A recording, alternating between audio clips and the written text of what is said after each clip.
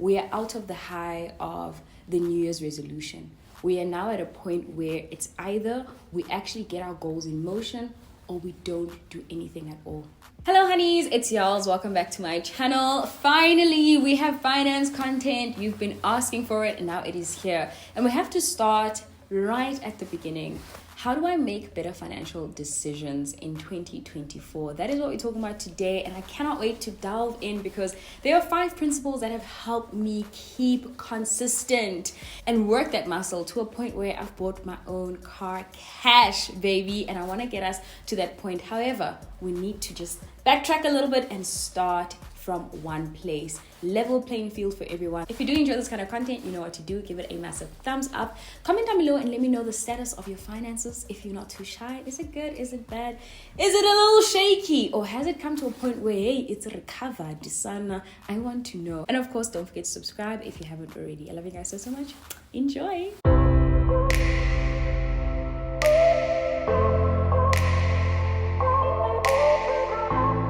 Hey there, it's Yolz channel. So let's start from the beginning. The principle of do. We are sober from the high of new year, new me. Everybody's back at gym. Everyone's doing this, everyone's doing that. That's what we said in December and the 1st of Jan, right up to probably the 30th of Jan. Now, whether or not that is true will depend on the following. Now, I'm going to challenge you to do something really crazy. The principle of do is actually taking actionable steps and control of your finances, okay? Starting off now. Yes, today I'm going to challenge you, okay? You've already got your January and February bank statements. Print them out. Let us look at the financial condition you are currently in. What is your reality looking like? How do you spend your money? Where do you spend your money? Because where we spend our money is most of the time what we value. But sometimes it goes to things we don't even value. So our bank statements tell us the story of where our money actually really goes. And we can't move forward without really knowing where we are beginning, okay? It's not a race, it's a marathon, but it has a starting point. And to have a starting point, we have to actually look at where we are. So do an audit for yourself. And I know a lot of people are very shy to do this. Some of us are embarrassed even to look at our own finances. We think the weight of the disappointment far outweighs the pleasure of improving our finances, and it actually doesn't. You know what's better than your bank statement today? It is March's bank statement when you've actually made the necessary adjustments because you looked at January and February. In fact, I didn't even say go back to December. December's one is bad for most of us. Let's be honest, okay? So that's our starting point. Where did my money go? Where do I spend my money? What debt do I still have to pay going into the year? That is the principle of do. The second principle is preparation prevents poor performance. I want certain things in my life. Most of us do. But what are we going to do to get there? If we don't prepare for the rain and the thing we're fervently praying for, when the rain comes, there is nothing for the rain to rain on. It's going to pour, it's going to rain, but you haven't cultivated the land. So the seed wasn't sown. What are you going to grow? Absolutely nothing. Prepare the soil, okay? How do I do this? You literally start by looking at the goals that you have. I always say start with one goal. Think big when you are setting your goal, but start small. Literally, what do I want to achieve this year? I've looked at my statement and I'm sitting on a lot of debt. I want to just pay off one debt. And that could be my student debt, okay? Or I want to have an emergency fund because the job that I'm in, whether I like it or not, no job is secure. Absolutely none. So I want to make sure that at any given point I have 3 to 6 months salary saved away in my emergency fund. Should I be hospitalized, I have an emergency fund to fall back on. But we start small, so let's do the 3 to 6 months of my salary absolutely covered. My take home, that is, right?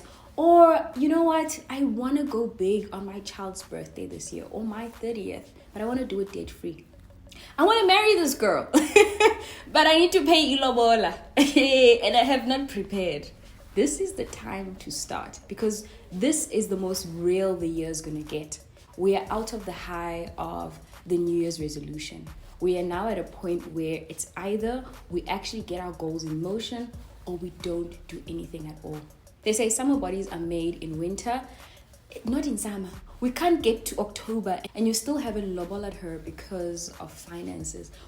But in reality, it's actually because of preparation. But there are other things that are coming up in the year that have got nothing to do with your goals, like your child's birthday, like a family member getting married, or a family reunion that's happening in the year, or a travel plan that you've had for years and you said 2024 we're going to travel as a family to somewhere.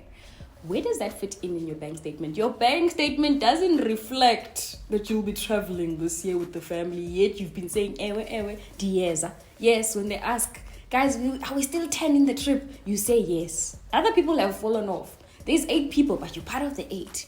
If there's 5, you are part of the 5. You haven't prepared for those things, and those things are real. They might not be part of your goals, but you need to prepare for the things that you say you want to also do within this year. You know, something special that always happens if you're married, just like I am, is your anniversary. Have you prepared for that for this year? The anniversary can't just come and then you say, yo, tomorrow's my anniversary. I don't even have money for that. Why? It's not like the date was going to change. No, but making the necessary adjustments could have helped you get there sooner, but you chose not to prepare for the rain, even though the rain was coming, and the rain is going to come. So now we've got those 3 in check. But I want to be clear.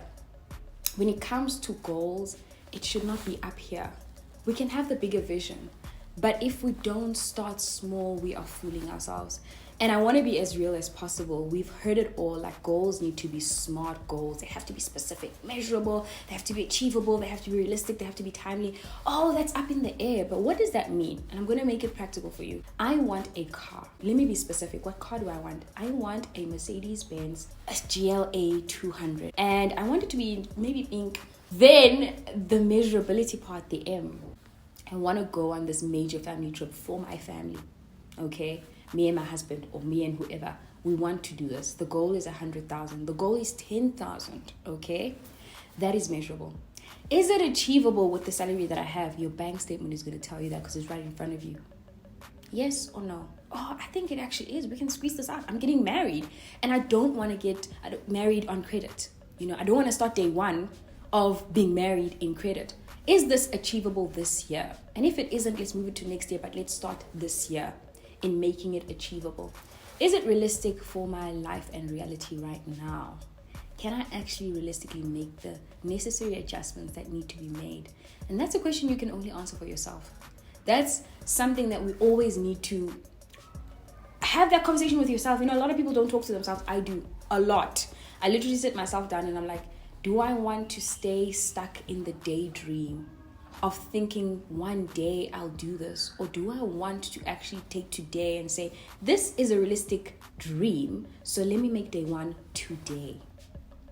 And of course, the one I love the most is the T. For me personally, setting a date helps me plan. Timeliness, the timeline of it all.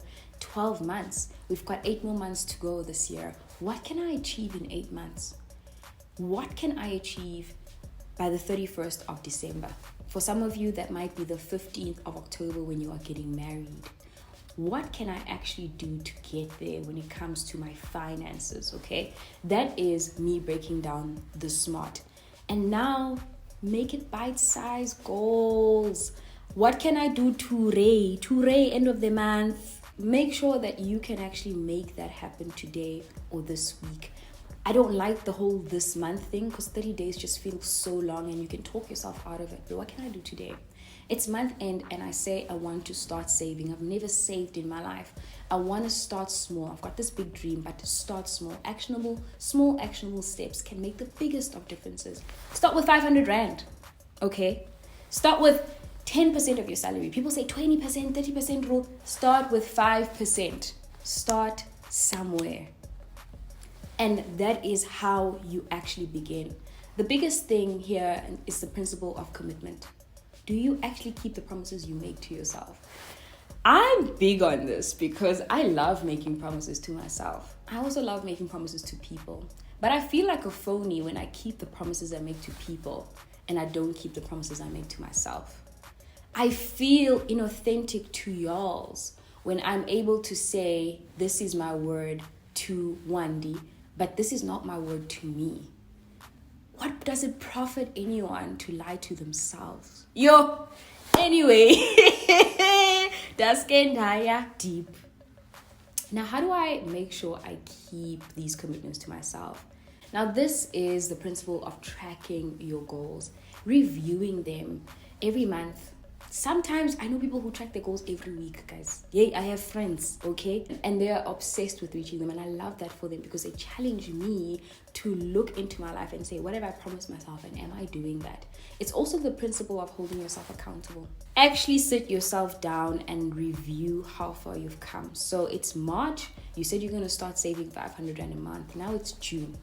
Have your 3-month review. Sit yourself down. If you've done this, if you've set these goals with a partner, sit down with your partner and actually look and track where you guys are at after 3 months. If it's not measured, it cannot be managed.